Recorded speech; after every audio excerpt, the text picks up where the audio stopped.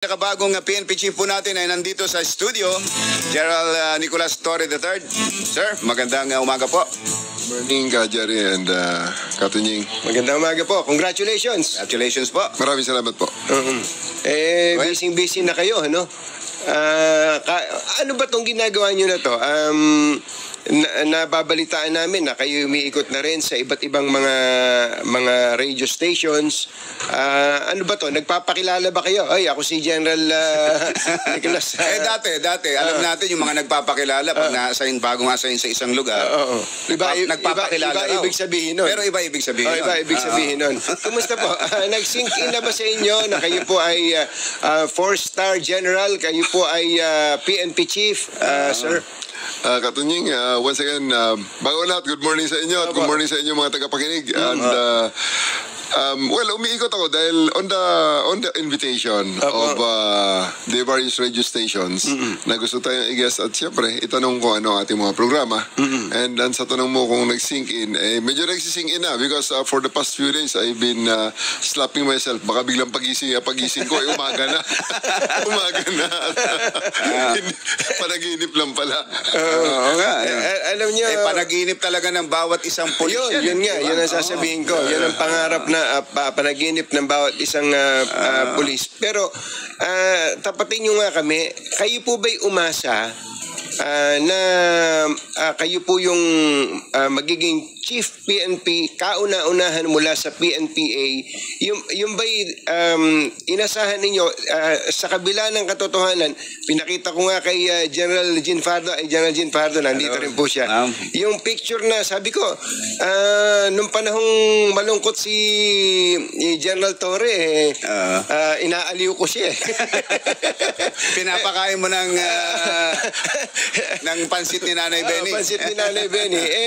During that time, kumbaga ang inyong karir ay nakaranas ng matinding pagsubok. Tapos biglang Chief PNP kayo ngayon. Kaya nga ang tanong ko, inasahan nyo bang aabot sa ganito in just a matter of 1.5 years? Una sa lahat, aray naman.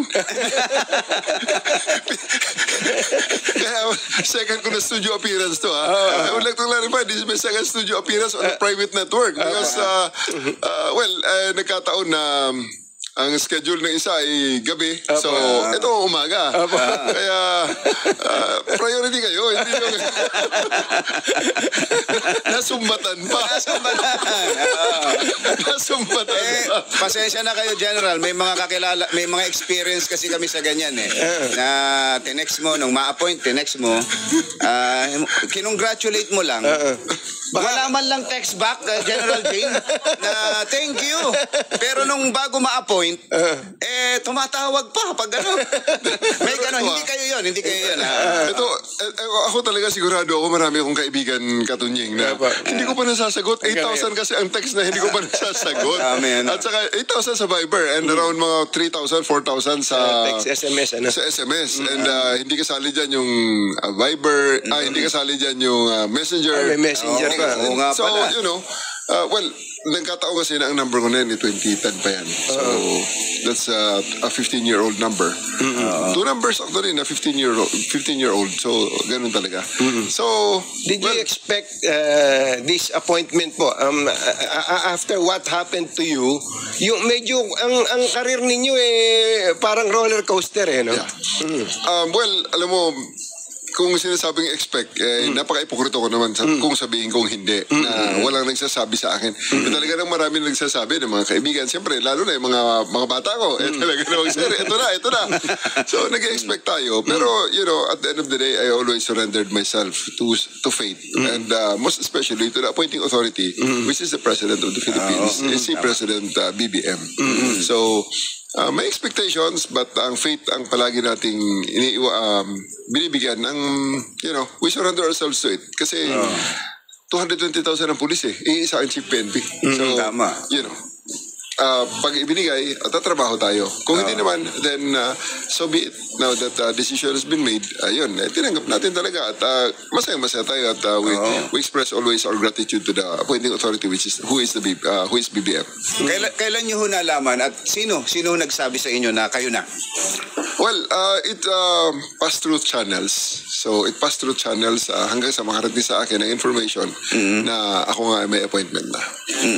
Yung pong nagkaharap kayo ng Pangulo, nakita ko po nung magkaharap kayo ng Pangulo dun sa turnover. Pero prior to June 2, meron na ba kayong personal na harapan nun at may mga bilin na ba siya nun? Well, after I was officially informed na ako ay inappoint na chief PNP, the president gave 1 minute direction. 1 minute directive because the president is a very busy person. So dahil ako nga naman ang ginawang head of agency, well, he expected me to lead the agency towards his direction, which is ito nga, nakikita nyo na ini-implement na natin. Isa-isahin natin yan, pero tinanong ko din to sa Pangulo would you rather be respected o katakutan kayo o feared by especially the criminals and number 2 ng mga policemen under you? Ito katunying nakita ko yan ang pronouncement ng Pangulo, pero hindi ko talaga tinutukan kung ano ba talaga ang gusto niya na parang, or is it on what context, kasi sa Rita na lang yun nabasa ko na lang yun na sinabi niya parang mas maganda yatang you have to be feared, nakatakutan pero ang nature kasi ng ating Pangulo ay napakabait, no? He's an all-accommodating president at we can understand well, that's most probably the reason why he got 31 million votes, the highest among the presidents ever in our history. Dahil we have to understand na 110 million Filipinos na tayo. So we really have to be accommodating and we have to understand all sectors. Kasi hindi naman pwedeng ang isang sektor lang ating pakikinggan. So binabalanse natin yan at sinisiguro natin na naririnig ang ating mga kababayan nasaan man sila, with all the cultural differences, with all the linguistic differences. May mga isla nga tayo na paglipat mo sa kabilang probinsya, iba na ang salita. So, kailangan talaga ang balancing act. And that's the biggest challenge to get in step with the president. Dahil talagang he had done it. And hindi ko alam kung paano ko i-harmonize ang aking 220,000 policemen. But dahil nga sa kabaitan ng Pangulo at pagiging all-accommodating niya, minsan pinupulaan siya ng mga kritiko niya na kasi tumataas ang may rising criminality, may ganito, may ganon. No, hindi natin dapat i-equate ang pagiging mabait sa pagiging mahina. Hindi naman porke ngayon na mura ka ng mura, galit ka palagi, matapang ka sa ang persona, ibig sabihin nun, magaling ka at matapang ka at matikas ka. Hindi ganun yun. So, I would rather, ang gusto ng Pangulo palagi is we do everything within the ambit of the law. So, ganyan ang PNP ngayon. We are always conscious that everything that we do are within the ambit of the law. But make no mistake about it, we will be very, very strict and I believe that we will be very, very effective on this program. Ayun, talagang... Pwede ba tayo mag-commercial muna? Pwede ba? Wala naman. Pwede kayong humigop ng kape muna dyan. Kasi pagka hindi kami nag-commercial, may eject na po kami dito. Alam namin, may lakad po kayo Sige, masubukan natin ang kape, may kape po kami dito. Ang katunying na kape at katunying na ensamada. Ayun! Subukan natin at alam mo, namimiss ko rin yun. Napakasarap na ensamada. Salamat po. Marami tayong tatanong. Baka meron din po kayo mga itatanong kay PNP Chief General Nicolas Torre III. Ayun. Meron na ipinakita. Ayun, talaga merong... Katunying. Ayan na. Tara, kain tayo. Ayan, Pero ayaw to po ko sa camera. Ayan na. Ayan. Ayos. Thank you po. Babalik po kami. Kasama po natin si PNP Chief Nicolas Torre III. Magbabalik po ang ACS Balita. 6:36 ang ating oras. 6:41 ang ating oras. Kasama pa rin natin dito po sa studio si PNP Chief Nicolas Torre. Sir, siguro doon na tayo sa detalye sa trabaho. Siguro unang maitanong natin, ano pong nakikita ninyong in the immediate future na magiging problema sa peace and order, malaking problema sa peace and order natin, pangunahin dito sa Metro Manila na maaaring magkaroon ng problema sa ibang parte pa ng bansa? Well, wala naman tayo nakikitang kagilagilalas na mangyayari in the next, in-expect na mangyayari in the next few days. Ang peace and order naman, the peace and order issue had been there all along. For the longest time, andyan yan. Sa ngayon naman, may mga direktiba ang ating presidente na talagang pinafokusan natin, which we believe na pareho talaga kami ng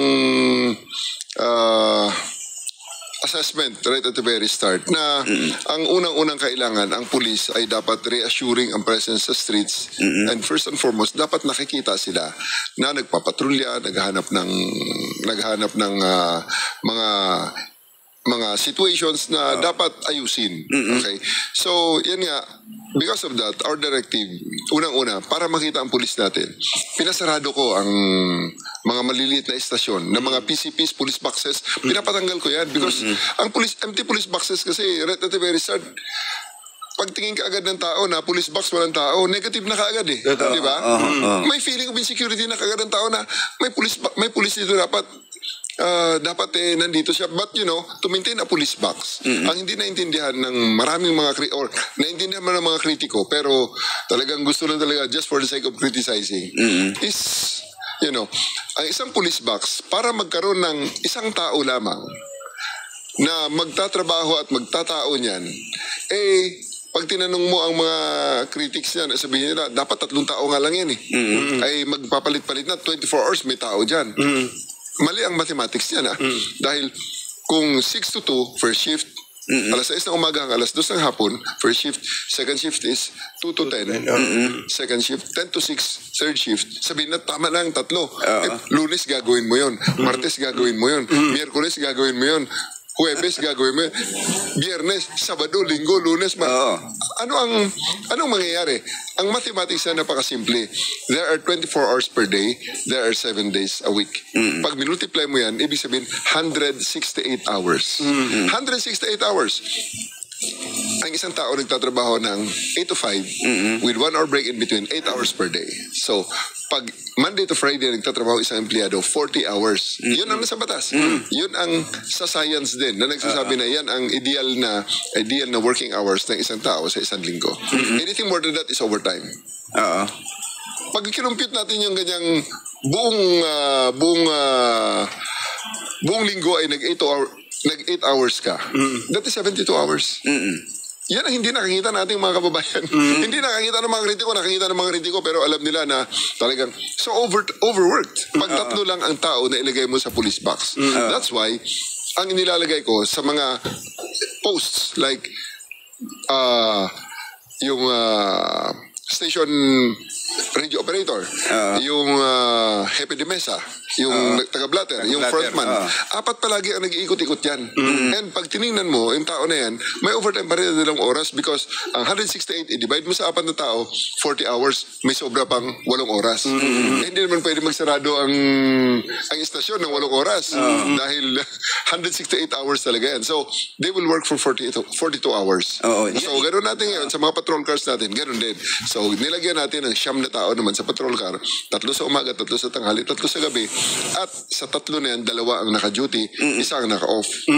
So, maganda ho yung maraming pulis ka makikita na nasa sa kalsada. Well, yes.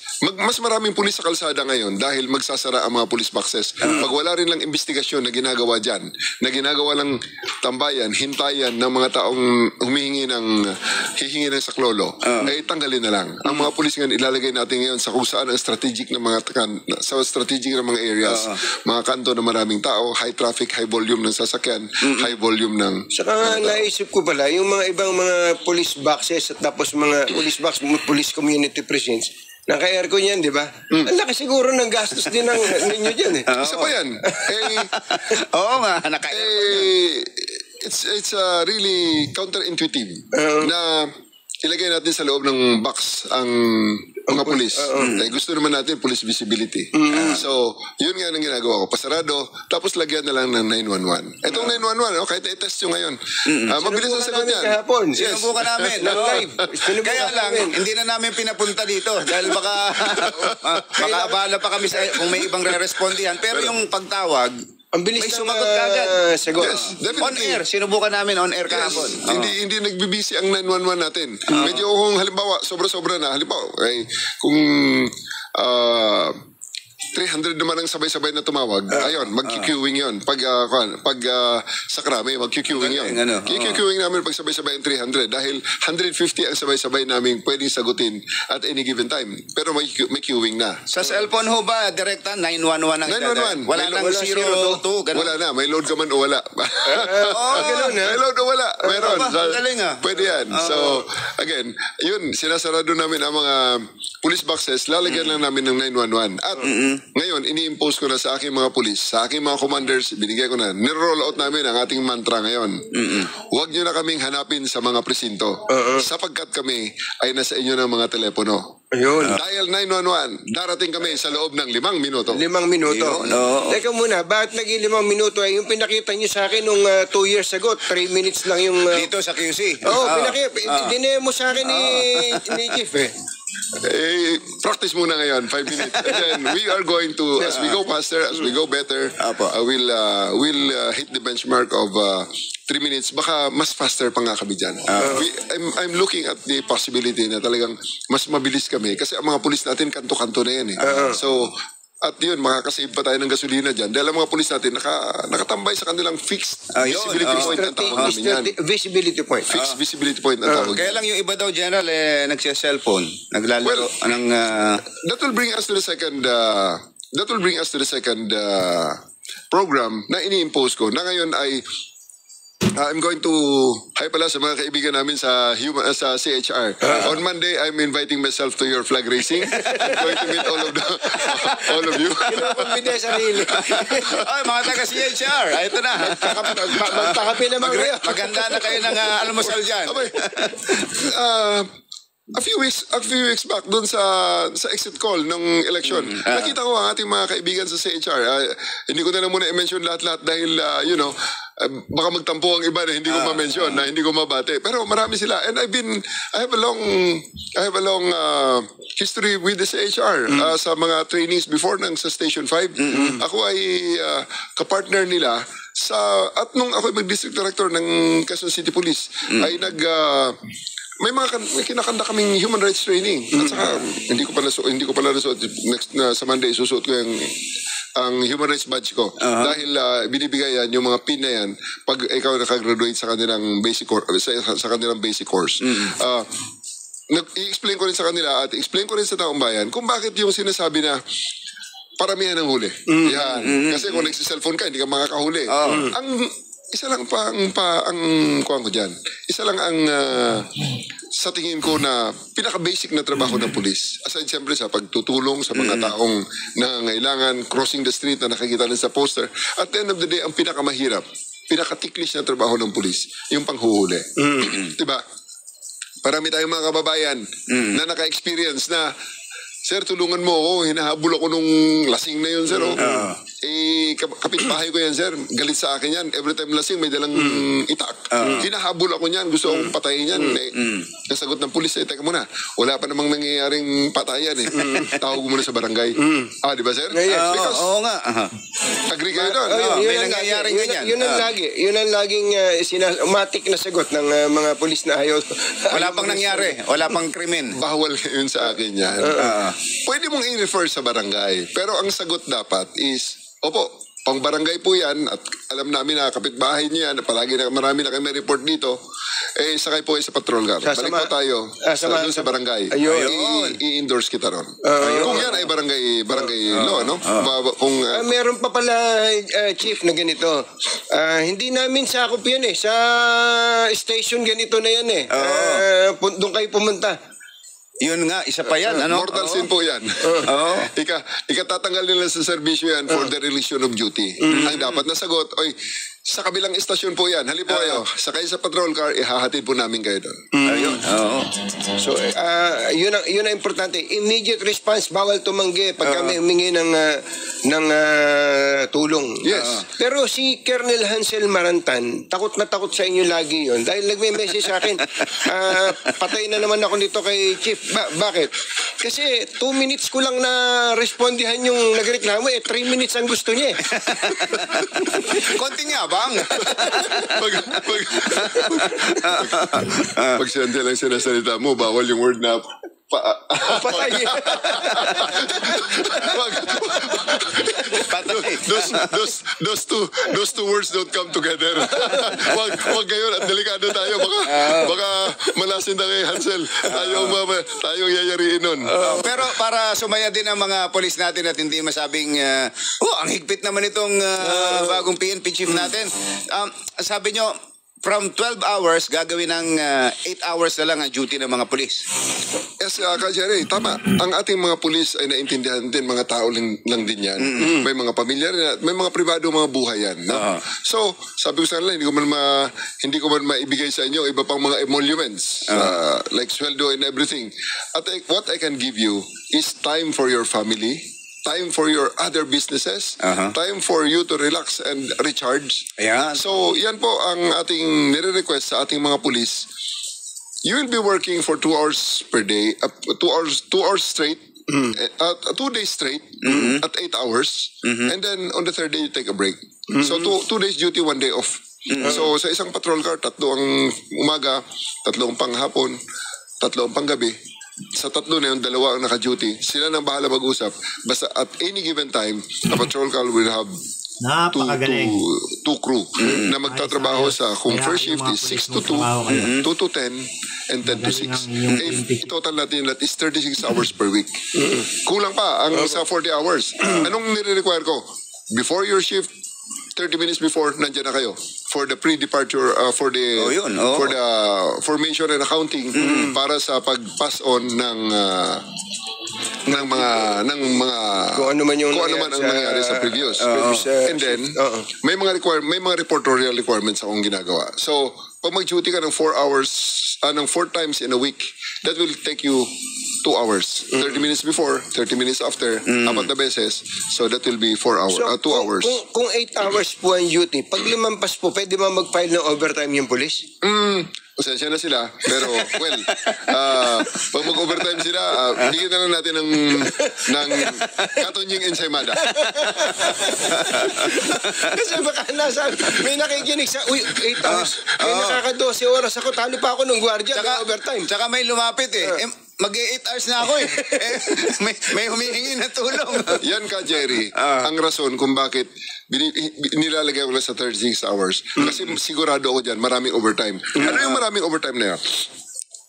May humingi ng tulong. Ang shift mo mag-end ng 2:00. Habang kumakain ka ng lunch mo, may humingi ng tulong. Na-snatchan. Hinabol mo ang snatcher, nahuli mo ang snatcher. Pagkahuli mo ng snatcher, dadali mo sa estasyon para sa investigasyon. Ang una mong gagawin, pipirma ka ng inquest, ng affidavit of arrest para sa inquest.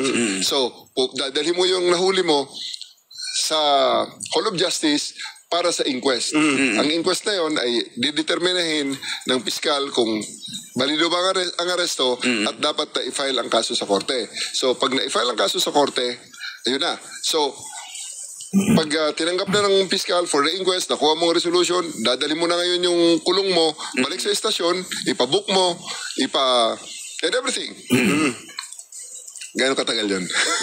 So, sa kwento nyo pa lang, matagal na Yes. So, diba? Kwento pa lang, yan. Sa kwento pa lang. At pagkatapos, 3 buwan ang nakalilipas, eto na, makakatanggap ka na sa buwena. Magtitestimonya ka na sa korte. Correct. Magtataas ka pa ng kamay. So, gaano karaming trabaho ang gagawin nun. So, 36 hours ang duty per week. Pero ang mga add-ons niyan, pag nanghuli sila, magtestimonya sila, mag-transfer sila sa commitment order na mga. So, talagang hindi masasabi na ang police is underworked. Overworked palagi yan. Sobra yan. Ang daming mga overtime dyan. Pagkatapos doon, dalawa yung snatcher. Ang isa nahuli mo, ang isa ipa-follow up mo. Hahanapin mo ngayon. Hahabulin mo pa yun. So, off ka na ng alas 2, pero alas 5 ng umaan ng gabi, na alas 5 ng hapon, iabutin ka na ng gabi, saka fa-follow up pa kung nasaan yung kabila. So, ano yan, pag nakikinig ako sa inyo, parang walang makakalusot na pulis sa inyo dahil sa parang nagpatrolya kayo nung araw pa, investigador kayo, naging station commander, naging district director. Mahirap lusutan to si Chief Alam yung nangyayari. Alam yung nangyayari sa field Pero, waiter, kape pa nga. Magbe-break lang kami. Last break bago natin pakawalan si PNP Chief. Alam namin meron pa kayong lakad. Pero usapan natin, alas 7, napaaga kayo sa Katunyings ba merong caramel macchiato? Meron po. Meron. Napakasarap na caramel macchiato ng Katunyings. Nagpapatuloy po kami. Nagbabalik po ang 2x2. Ba't ba? Saka ba? By the way, ito po ba lang studio ng DCRH? Ito ang kauna-unang studio sa Pilipinas na may CR sa loob. Kasi nilalamigan po namin dito Kaya ako. Kabilis ng oras, 7:01 na pala. Kasama pa rin natin ang PNP Chief. Meron tayong report. Meron tayong report. Hindi naman daw report kung pero pinapaalam lang dahil yung Plaza Miranda Police Community Precinct sarado na. Sarado na. Pero sabi ni Boy Gonzales, wala raw advisory sa labas. Ibig sabihin, may nagpupuntang mga tao. Pwede. O kaya naman, pag tingin nila, saan na kaya yung police dito? Ayun, sir. We're going to call out the regional director and the district director of Manila, si General Abirin at saka si Boyet Guzman, na sundin nila, magpa-print, baka hindi pa na-print kasi ang bago pa kasi, lalagyan niya ng tarpaulin na nagsasabi ng ating mantra, yung sabi natin, huwag nyo na kaming hanapin dito sa presintong ito. Kami na sa inyo ng mga telepono. Ayan, 911. 911. At kahit pala wala kayong load, pwedeng makakatawag. So ito po bang mga kasalukuyang PCP, mga box, ang gagawin ninyo sa mga ito? Administratively, pwede yan magiging tulugan ng ating mga pulis na naka-day off. Kung halimbawa, hindi mo pa shift. Ang shift mo is alas 6 hanggang alas 2. So, ikaw ay magbabiyahe ng alas 4 ng umaga, manggagaling sa bahay nyo. Baka nilalamigan ka pa ron, magmumotor ka pa. So, pagdating mo sa shift mo, ay wala ka namang mapaliguan, kundi dyan sa may PCP na yan. Di naman maligo ka dyan. Pagkatapos, mag-prepare ka, magbihis ka, gawin natin parang locker room. Tapos, 5:30, ready ka na. Alas 6, you take post. So, pagkatapos, pag matapos ka na ng alas 2, umuwi ka na, pauwi ka na. Kung gusto mong iwanan ang iyong uniforme dyan sa PCP mo, iwanan mo yung uniforme mo, magbihis ka, sumakay ka sa motor mo, at umuwi ka na. Pero, ibig sabihin, ang mga PCP hindi na opisina yan. Although, siyempre, ang ating mga kababayan, makakakita pa rin ng pulis yan.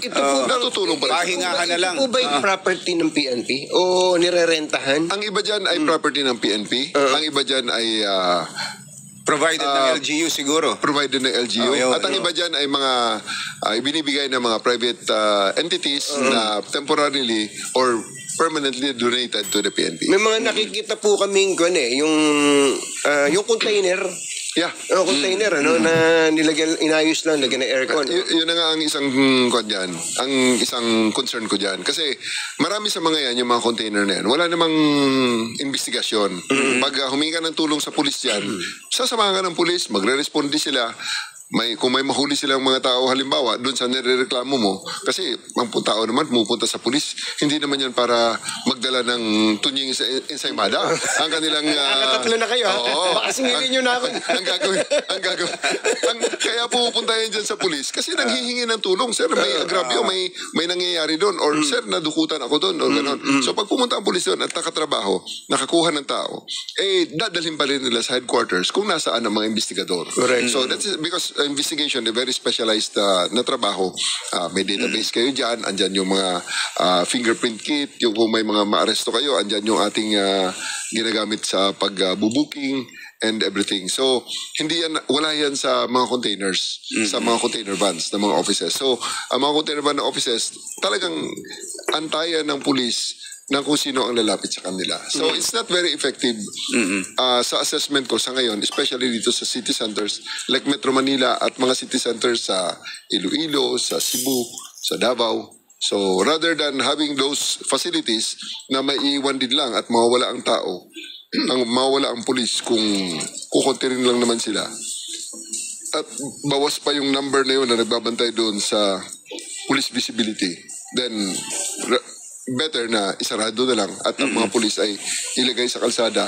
Marami kaming radyo, marami kaming patrol car. So makinig lang bawat isa sa radyo pag nasa duty sila, so that pag may nangyari, pumasok sa 911, 911 can immediately transfer the call through the radio sa taong pinakamalapit doon sa area kung saan may humingi ng tulong. Yung po bang mga pulis natin kapag ka naman hiningan mo ng tulong, alba, may barilan, tatama ba yung pulis natin? Baka naman hindi naman nakapag-i-ensayo yan. Mas asentado pa, baka mas asentado pa yung kriminal. Well, in several instances now, nakita naman natin ang mga pulis natin, like yung may lasing na nagwala yung sasakyan at it appears na kita nila uncontrollable na sasakyan. Wala man tayong spikes, they need to shoot the tires ng sasakyan to immobilize it. Tumama naman ang pulis natin. So, Saka may program na kayo, naikwento ko minsan kayo kung Bachero, nung may panahon na na ang mga pulis may daladalang balang ganyan at magpa-practice siya. Sa sarili niya. Sarili niya. Noon yun. Nakikita na. Pero may program na kayo talaga na ang mga pulis natin, di ba, at nagpa-practice na, Chief? Yes, nakita namin din, isa sa mga nung first command conference, nakita ko rin there may be a need to further enhance the skills of our policemen, using yung continuous, parang MCLE ng mga abogado, mandatory continuing legal education. So, itong mga pulis naman natin, nagso-social media patrolling kami, nakikita namin pag halimbawa ang pulis ay pumunta sa na videohan sa isang situation, like may nagrarambulan, wala siyang ginawa, tatanungin namin kung bakit, anong kailangan mo? You need more training on police intervention, baka naman hindi mo alam kung anong legal basis ba't nandyan ka, and so on and so forth, or wala kang confidence na gamitin ang baril mo kaya ikaw ang nabaril or ikaw ang nataga, which may mga nangyari lately. So ang sa atin is pag may ganon, I have asked the training service to make short programs, 2 days, 3 days, to capacitate our policemen, most especially on firearms proficiency. So marami tayong procurement ngayon. Kahapon I signed the procurement of around 2 million rounds ng 9mm. So ang gagawin namin dyan, ibibigay ko yan sa training service. Pagkatapos pag may mga pulis na nangangailangan ng ganong training, they just come over to the firing range, withdraw some ammunition, and then practice. Ang sabi ko lang sa kanila, ay mahal yung bala na yan. Pag nag-miss ka, bububugin kita. Kailangan itama mo yan. May mga tanong mo dito sa atin sa text. Yun daw hubang 5-minute response sa Metro Manila lang o sa buong Pilipinas na yan? Basically, mag-start yan sa mga city centers. And I would like to clarify sa aking mga commanders din, na yan ay siyempre case-to-case basis. Dahil may mga areas naman talaga na imposible ang 5-minute response, especially sa mga liblib, sa mga baryo, at hindi naman kailangan yun, di ba? Hindi kailangan ng 5-minute response dahil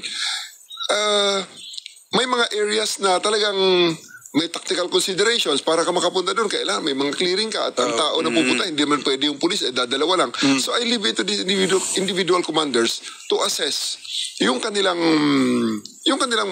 peculiarities doon sa kanilang mga areas. Kaya nga sila regional directors kaya nga sila provincial directors kaya nga sila chiefs of police Ang pinakaayoko lang marinig is yung tao nag-i-expect na darating ang police sa ganitong time frame at hindi naman dumarating.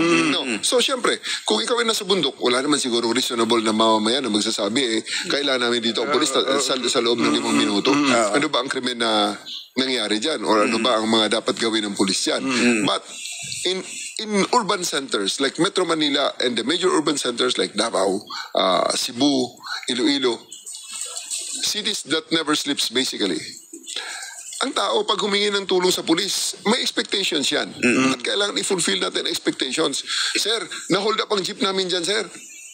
Ano in-expect ng tao?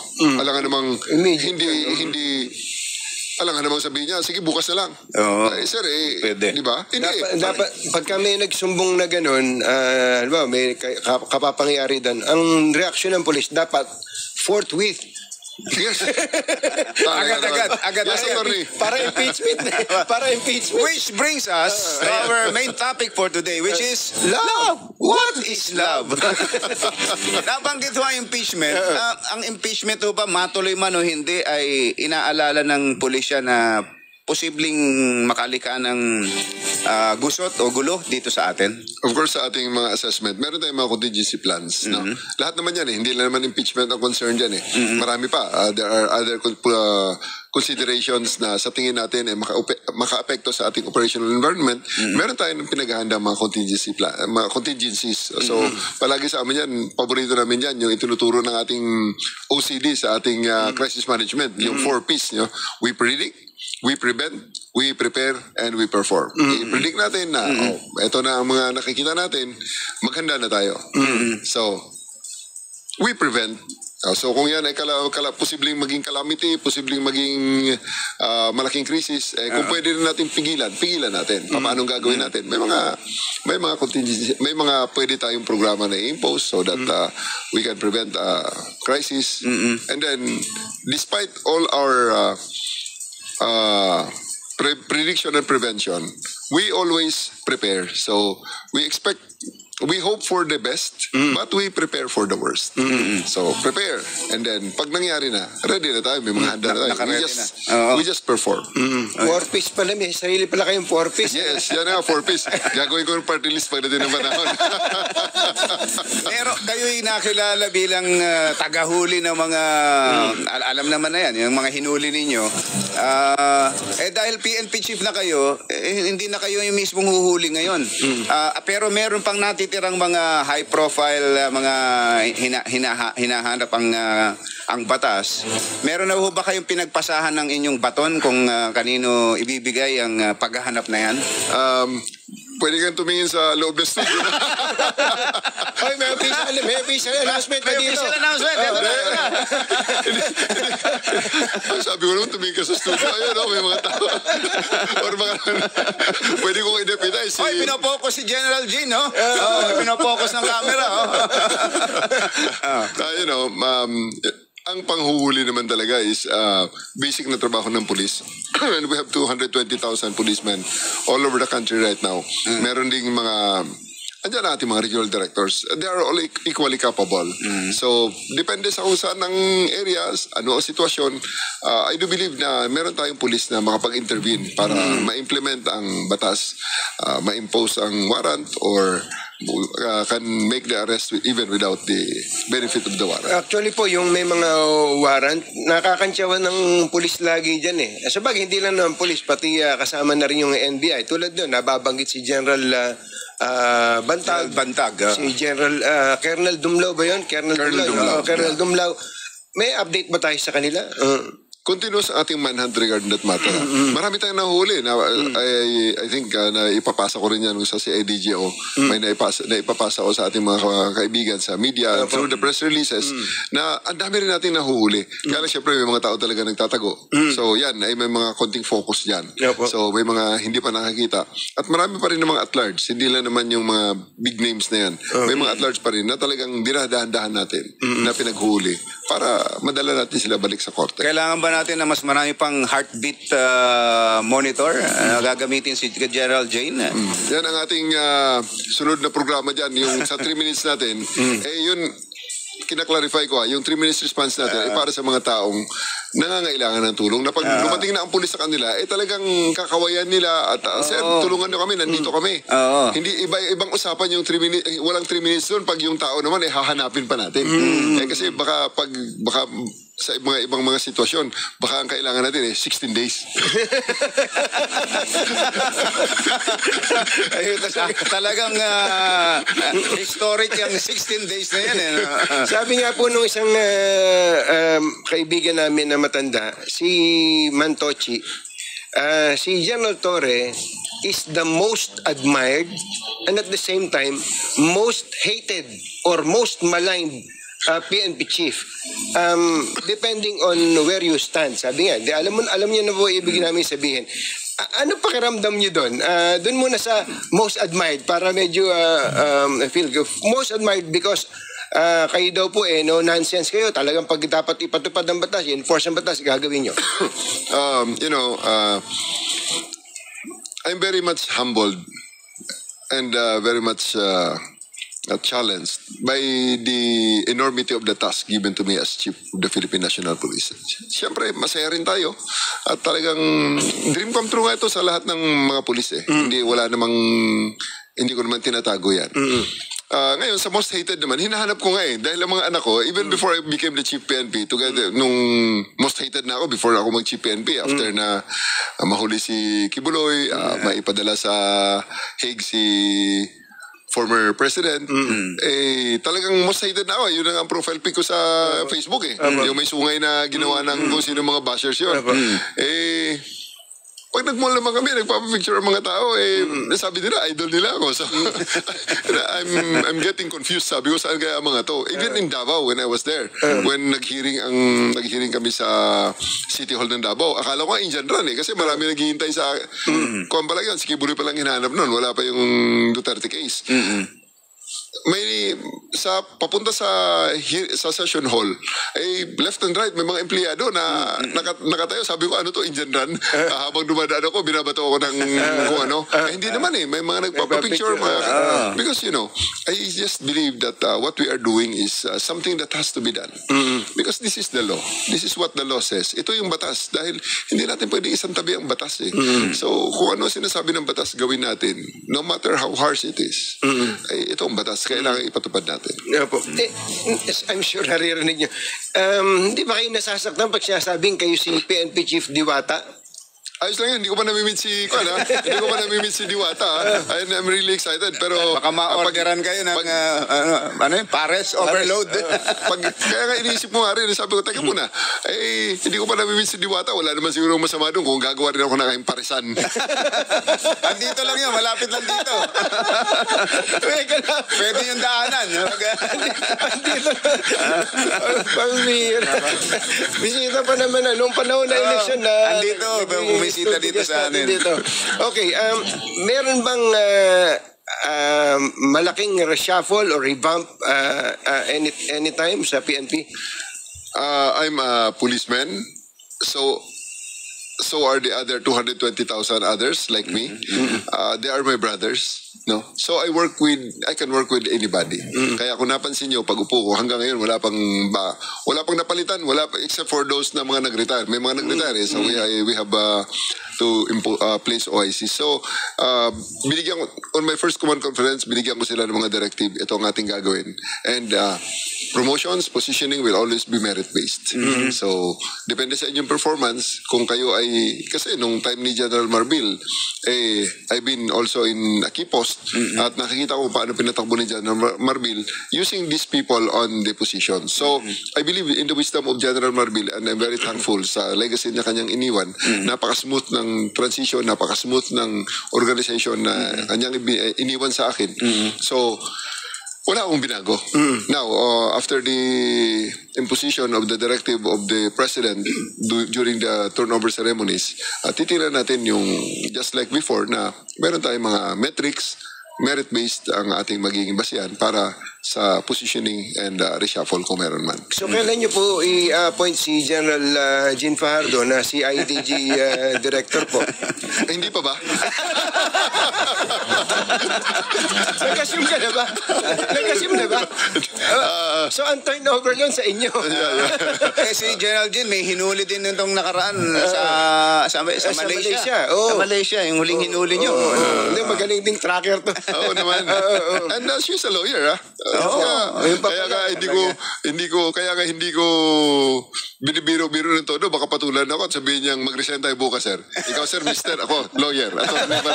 Delikado. Because she has so many options. Kaya nagtataka ako, hindi pa umalis sa PNP. Dahil pag nag-abogado to, abogado ni Campanilla ito. Hindi lang sweldo ng PNP ang equivalent ng kanyang acceptance fee siguro. At napakataas pa. Sir, panghuli, kausapin nyo ang mga kapulisan natin at siyempre ang ating mga kababayan. sa ating mga kababayan, ako'y nagpapasalamat at sa inyong dalawa muna, Ka Jerry and Ka Anthony, Ka Tonying, ako'y nagpapasalamat sa inyo sa pagbigay ng pagkakataon dito sa inyong programa para maihayag natin ang mga ginagawa ng ating kapulisan, ang mga programa na ating mga ini-implement para sa pagsiservisyo natin sa bayan. At sa ating mga kababayan naman, bigyan nyo kami ng pagkakataon na maipakita ang makabagong pulisya. Dati naman makabagong pulisya na eh. Now, with a personal touch.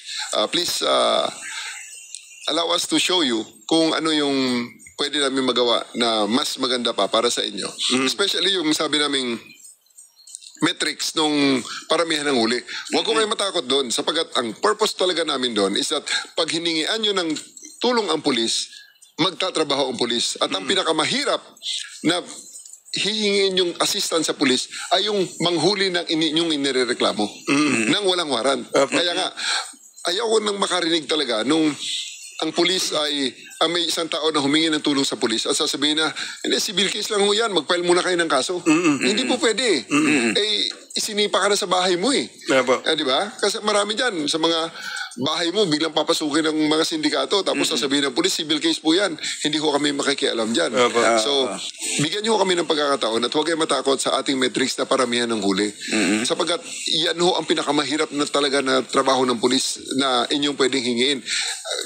Either kayo ay personal na nabiktima, gayang kayo ay na-hold up, kayo ay na-snatchan, or kayo ay as a community nagiging biktima. Like for example, sir, ang dami nagkalat na mga adik dito sa barangay namin. Palagi ko naririnig yan na ngayon ay ginagawang negative propaganda ng mga kalaban ng gobyerno na ayan, nagsibalikan na naman ang adik. Well, whether it's true or not, ito ang bottom line dyan. Ayoko na makarinig dyan sa ating mga pulis dahil as a community, nabibiktimize. So, kaya nakakarating na, sir, ang daming adik dito. Anong gagawin ng pulis? Hulihin lahat ng adik. Hindi ko sinasabi na patayin ng lahat ng adik, ha? Ang sinasabi natin, hulihin natin ang lahat ng adik, dalhin natin sa husgado, kumbinsihin natin ng piskal muna na ito ay adik, dalawang bagay. Pwede siya ka-rehab.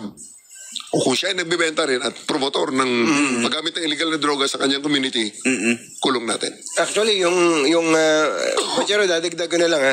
Ang sabi kasi lagi ng pulis, bumababa ang krimen. Tama yung sinabi nyo, parang iba yung nangyayari sa ground. Ang tanong po doon, ano ang assurance na pwede nyo sabihin sa mga kababayan natin na kinakabahan pa rin maglakad sa gabi, pag umuwi yung mga anak nila galing sa eskwela, kaba-kaba, baka kasi nga unsafe ang pakiramdam. Go ahead po. That brings me to my third point sa akin namang mga kasamahan sa pulisya. Ito ang nasabi ko na at ulit-ulitin ko pa. Pero ang bottom line, idagdag natin.